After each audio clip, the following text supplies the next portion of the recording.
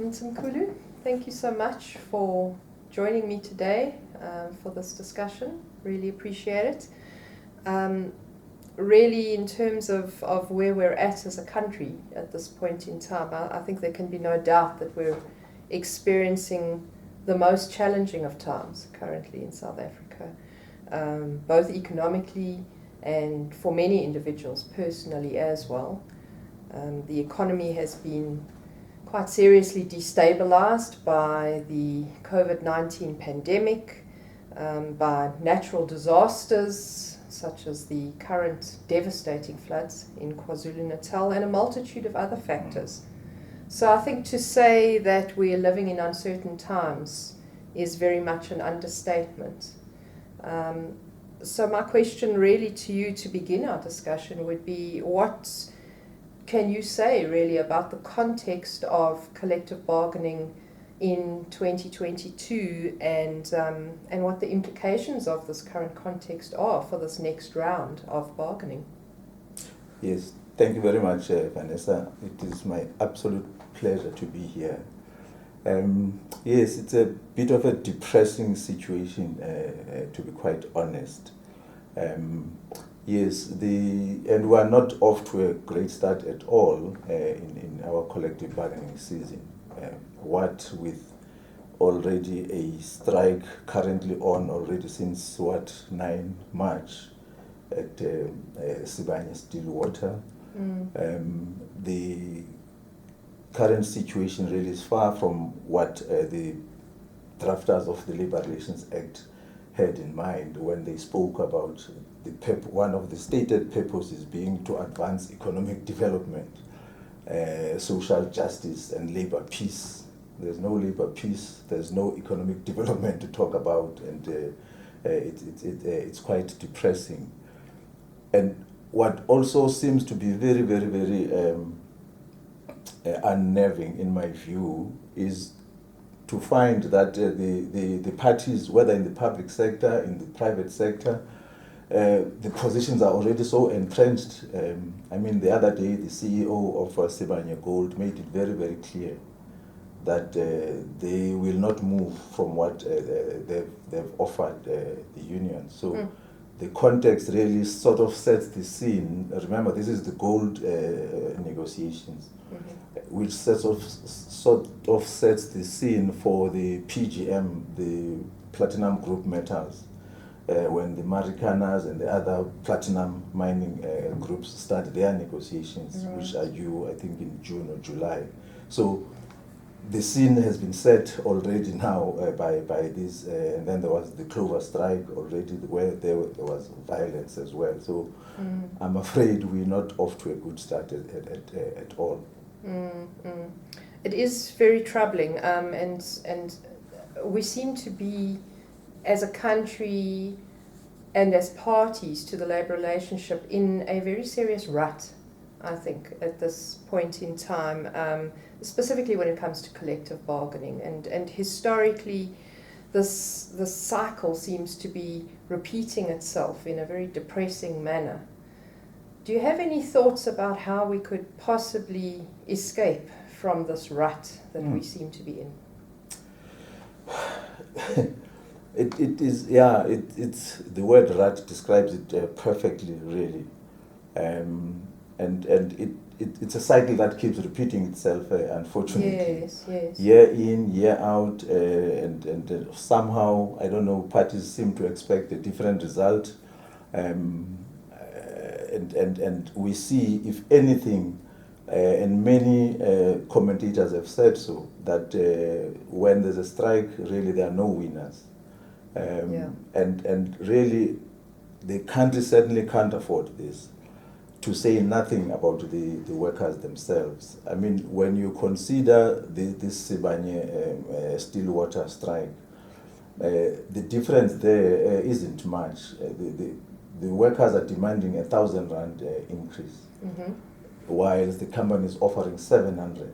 And all indications and studies have shown, actually there's recent articles in business magazines and newspapers, that with the strike having started in 9 March, the workers, whatever they could have gotten, even if they were to be granted that 1,000, the losses that they've sustained are already more than what they could possibly benefit. And obviously the company has incurred losses. The state is also losing out on possible taxes. So there are simply no winners. Therefore, we do need a serious rethink on how we do these issues. And my own feeling is, having read quite extensively about some of the possible ways of doing these things differently, there's a concept called interest arbitration, right, which is allowed for, in fact, it's mandatory for those workers who are in essential services because they can't strike.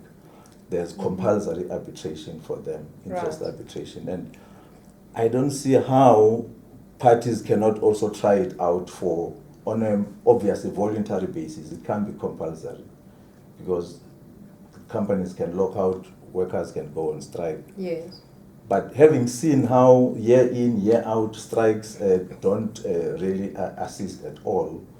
In fact, in the 2018-2019 Sibanye strike, there was literally, according to one report we had at the Saslo Labour Law Conference, that there was basically a death every fortnight or so. Oh. I mean, that's very depressing. Absolutely. So if really parties can be somehow either schooled or persuaded to consider interest arbitration, I think that's what the country cries out for. Interest arbitration is maybe worth considering under the circumstances. Okay, well that's interesting to hear. Could you maybe elaborate a little bit on what is meant by interest arbitration? How does such a process work?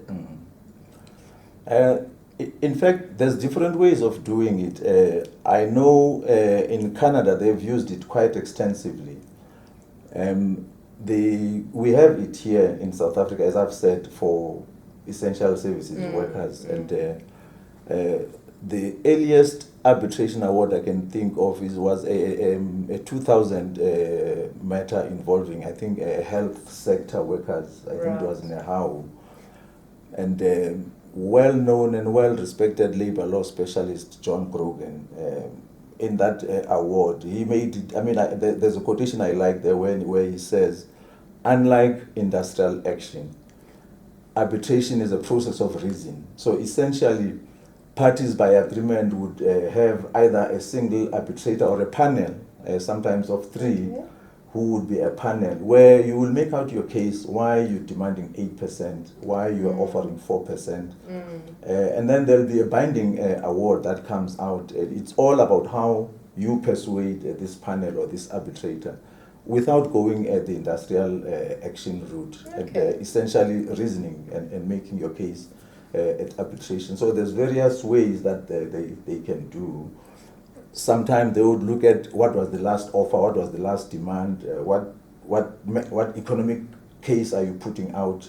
So there's various ways that you can do it, but it's certainly worth looking at in my view. And I think to move away from this rut that we spoke about, maybe there's a need for parties to seriously consider going the interest arbitration route. Do you have any thoughts about other approaches that might be necessary to try and get us out of, as we were saying earlier, this rut or this ongoing cycle of bargaining that just doesn't seem to be taking us anywhere positively? Yes, in fact, there's been several attempts. I mean, the Labour Relations Act has been amended several times. I mean, there's a very useful section, I think section 150, paragraph A, B, C, D, where initially they talk about the CCMA having powers to intervene in some of these industrial actions in the public interest. I think that's what the chapter says, or the section says. In the interest of resolving a matter of national interest. So CCMA is given those powers, but despite all of those interventions, nothing really seems to work. In fact, the latest amendments now is that The director of the CCMA is even given powers to appoint what they call an arbitration panel, an advisory arbitration panel, Right. to consider all of these. But if we then link this up with the interest arbitration and even mediation, you can imagine if well trained, firstly on effective negotiation skills, you really train the parties. You give them this necessary training, particularly on interest arbitration, what it involves, what it needs. And then you have the intervention of mediation built into what the LRA already says, that all disputes have to go to conciliation. Yes. And conciliation includes mediation, according to the Act itself. So yes.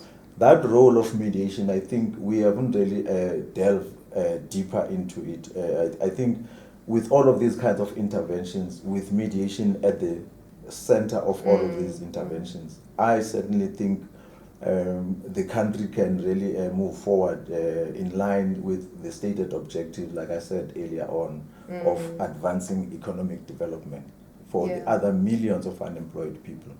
Absolutely, yeah. Do you have any thoughts on the role of facilitation specifically in the collective bargaining process, and any assistance that could be brought to the process by a experienced facilitator? Yes, in fact, in my bargaining council, Transnet Bargaining Council, we did in 2018 engage, prior to our negotiation season, the services of the CCMA, who brought in William Thompson as an example to do the effective negotiation skills workshop, which the parties found quite useful. I mean, it was a 3-day, very intensive training. So yes, speaking from experience, the importance of training really cannot be overemphasized. Then when you do that kind of facilitation linked with having trained the parties on effective negotiation skills, there's a lot that then we can start having these new habits of how to engage with each other on collective bargaining issues. And I think that could be a way out for us, out of the rut that we spoke about. Yes, yes. And I mean, what comes to mind there is how such training and a facilitated process, an experienced facilitator can unearth the needs that are underlying these positions that just keep landing on the table in the form of demands. We really need to start getting to the needs that the parties are bringing with them. Exactly. In terms of their positions that they're taking up. Yes, that's exactly the nub of the matter. That this positional bargaining doesn't get anyone anywhere.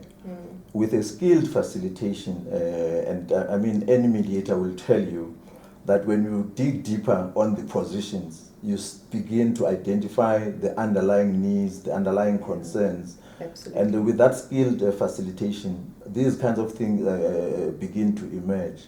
A simple example, in this Sibanye Stillwater, when the CEO spoke and said, yes, there might be a lot of money coming in because of the commodities boom, but we've got to think about sustainability. So there's an underlying need there that 20, 30 years down the line, the mine must still be operating. It's no use granting. In fact, I was startled when the CEO said, we can afford this demand, but we feel it's irresponsible to grant it. Yes. So immediately it comes to mind that with a skilled facilitation and mediation, the underlying needs of the unions can also be unearthed, while the underlying needs and the concerns and what primarily is at the heart of what the company is offering.